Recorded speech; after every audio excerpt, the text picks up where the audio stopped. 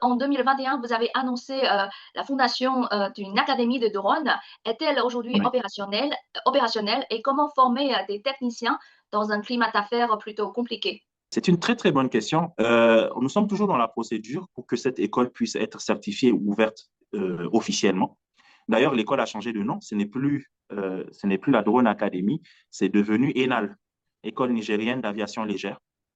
C'est devenu l'école nigérienne d'aviation légère, qui n'englobe pas uniquement le drone, mais qui augmente tous les métiers du travail aérien.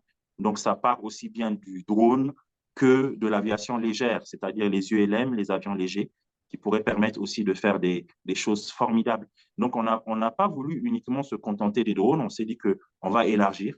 Notre objectif à travers l'ENAL, c'est vraiment de créer une culture de l'aviation légère. C'est de créer une culture de l'aéronautique auprès des jeunes.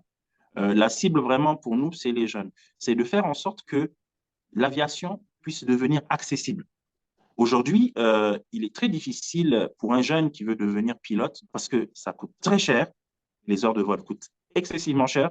Et la seule option pour un jeune aujourd'hui, par exemple au Niger, qui veut devenir pilote, ce serait de passer par la case de l'armée de l'air. Et donc, notre objectif premier, vraiment, ce n'est pas vraiment de gagner de l'argent d'une certaine façon, mais c'est vraiment de faire en sorte que on puisse permettre à des jeunes d'avoir cette accessibilité auprès de l'aviation et aussi de préparer les générations futures